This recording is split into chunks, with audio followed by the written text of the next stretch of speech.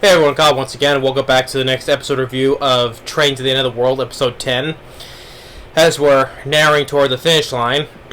But this show has been absolutely amazing, all the weirdness, and the humor, and I would say even the creativeness. I gotta give props to a hand to the person whoever created this, because I don't think it's not based on any manga or anything. I think it's kind of a original product, I think. And if so, I give kudos to whoever created this, so. But I've been really having a lot of fun with this. And this episode, and now the shows are basically just like one stop away from reaching Ikebukuro. So, as they're going, they're all of a sudden there's something in the middle of the track, and there's these three animals. One of them, it turns out to be Shizuru's father. It's her dad, who like I said, her dad's an animal too, so like her mom. So he said he was going out for a reason, and he came back, and it's been 2 years. Oh yeah, he sends his mom letters. Oh, still gonna be a while. I'm like, well, can animals get divorced still? Can animals get divorced? I'm like, you've gone for so long, it's like, eventually when as they're leaving, she tells her dad, hey, you better get back there, get back to mom. But anyway, but they ask her, what are you doing here? Because they were at this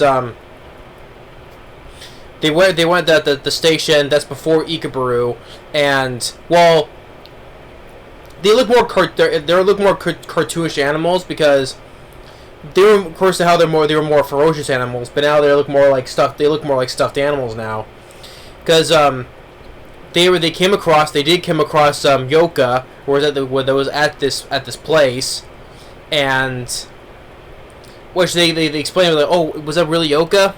I mean, was there any changes to her? It was like, well, her hair is basically long, almost touching the ground, basically. But they're all just getting they're a little more concerned though. So, but her dad, and Shizuru's dad, is also wearing this beret, because there's these people that have these berets and stuff, right? And and telling hey, you just we can go with you, but like, no, we're perfectly fine with the four of us have gone this far. We're pretty good with just the four of us. Oh, and Poochie as well, So eventually they fix that little car that you go back and forth to make the car move on the tracks, Excuse me.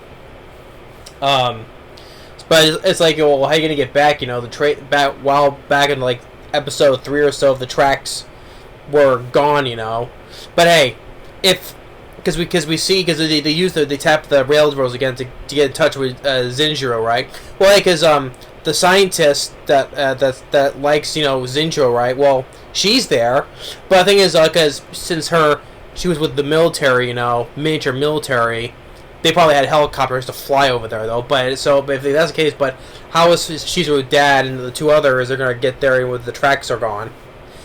I don't know, just. A lot of this show, the weirdness of this makes it always like, what the F, WTF, all this, basically this whole entire series, so I don't know. As this series has been one big WTF. I was like, what, all these twists, all these stuff that's happening, I'm like, what, how much more of these can they throw at me, But anyway, just like when they meet with after that, I mean, after that, after they arrived at the station, the whole road has been, the whole railway's been gone. There's now one big cliff now. They try to find the team, find somebody, but the town's deserted, and they find these three people. They're manga artists, and they have these powers. They're all wearing the same colored beret as well, and they have these powers. They transform. Like Raimi and the other girl, not Akira, but Hebe. I always forget her name though. But they turn them both into like these stylish manga characters that we see in manga, right? I'm like, Okay. And then she's ruined to like basically like another stuffed animal, just like what her dad is.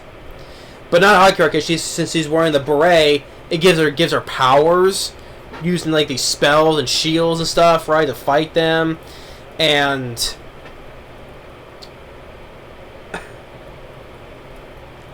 eventually like they show like some like a whole army of Poochies to run to get trampled on, and like I guess in one scene they guess like they're in a baseball field, I guess, but eventually they all get the berets, and now the guys, I guess the guys say, oh, this is it, you know, just cancel your subscription, I guess, and that's how they end up going away. They go away, the berets go away, and then everything gets fixed, you know, like, because the railway gets fixed, the whole ground is fixed, everything comes back up, you know, and there in the distance, they see the city of Ikebukuro just in the distance, so they're so very close, you know, so, but yeah, I'm looking forward to it, you know, because episode 11, hopefully by the time they get there, and can't wait what confrontation they're going to do, though. But I know it's not going to be wall-to-wall action. It's not going to be a huge battle, though. But there is probably going to be a confrontation, though. I mean, like just like, you know, this whole entire series has been one big roller coaster for me. You know, it's like it's been nothing but like one WTF after another. You know, with the weirdness and what other creativity they put in this show. You know. It's been like one WTF after another. I'm like, jeez, you know, how many more can I do though? But like the whole thing, like these artists transform into characters and just, and then the whole thing with Shizuru finding her dad. He's like, you better get your butt back there with mom, you know. And they're asking since they're also asking what happened with Yoka, you know, because they were confronted by her. It's like, what, any changes with her? It's like, well, her hair is longer, though, it almost touches the ground. And the man sitting next to her is the guy who created the 7G ride, Pentora. I think that's the guy's name, Pentora. So, and they get the idea that, yeah, she is being manipulated by this guy, you know. Maybe she is being manipulated by him, being told what to do, you know. So yeah, there's gonna be, but regardless, this episode was another great episode, you know, just like, yeah, okay, for father and these manga artists with powers, and just, I don't know how much any more of these twists or also these weirdness they can give at me, you know. I mean, like I said, I really give kudos to the creator, whoever made this, you know. Yeah, because I've enjoyed the characters, the story, the premise. It's been a great series, you know. But yeah, with 2 episodes left, you know, like, whether you say it's a good or bad ending, like, okay, I would like to have a good ending where everything gets fixed back to normal, you know, or whether the bad ending where nothing gets fixed and everything has to stay the same, you know. Who knows, though? If it's good or bad, I honestly, even with the bad ending, I probably wouldn't mind it, you know, because, hey, that would be kind of a ballsy ending to go with. Hey, nothing gets fixed. But I'm sure people would probably be upset, like, oh, they would go that way, but I'd be fine also going with the good ending as well, getting things back to normal. But I don't know how to say though, but yeah, since they're one stop away, they're finally reaching Ikebukuro, and can't wait to see how it goes when they finally confront Yoka, you know, because since she basically doesn't remember much, and the guy Pentora is probably going to prevent them from telling who she is or who they are, you know, trying to stop them, you know. So yeah, but episode 10, another great episode. I look at now we just have 2 episodes left, you know, so can't wait to see, because by this time they're probably gonna be in the city of Ikebukuro now. But yeah, but this whole series has been one big WTF after another, you know. I was like, what the hell, or so. But anyway, and we look forward to it. So the next one. Thanks for watching and stay tuned for more. We'll see you next time. Later.